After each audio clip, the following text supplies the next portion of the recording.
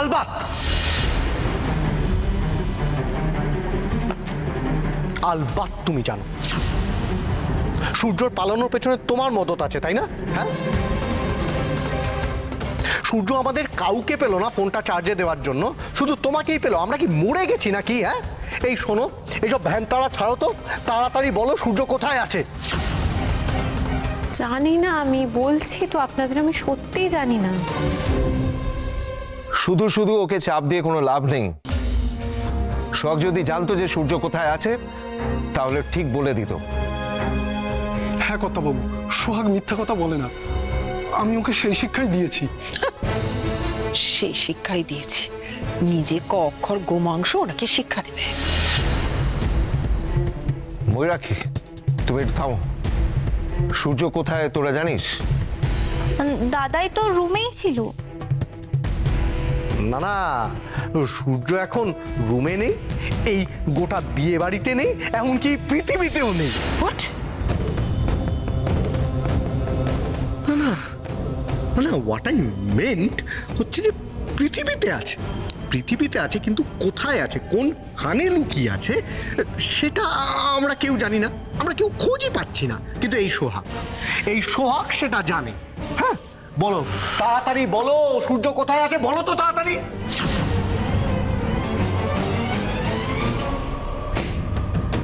Neha, at least আমরা যেটা চেয়েছিলাম সেটাই হচ্ছে। ভাইয়া বিয়ে ছেড়ে পালিয়ে গেছে, সো সো বিয়েটা হচ্ছে না। শোন, আমাদেরকে কিন্তু অ্যাক্টিংটা চালিয়ে যেতে হবে। সোহাগ, তুমি এরকম মুখে তালা চাবি দিয়ে দাঁড়িয়ে আছো কেন? সত্যি করে বলো না, বলো না ভাইয়া কোথায়?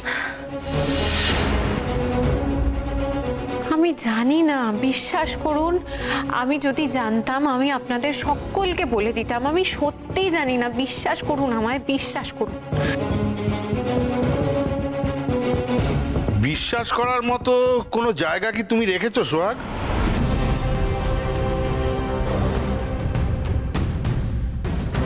ঘটনাচক্রে তোমার আর কর্তাবাবুর ছেলের মধ্যে যে মাখু মাখু ব্যাপারটা চলছে তার চাক্ষুষ সাক্ষী হচ্ছি আমি। হ্যাঁ,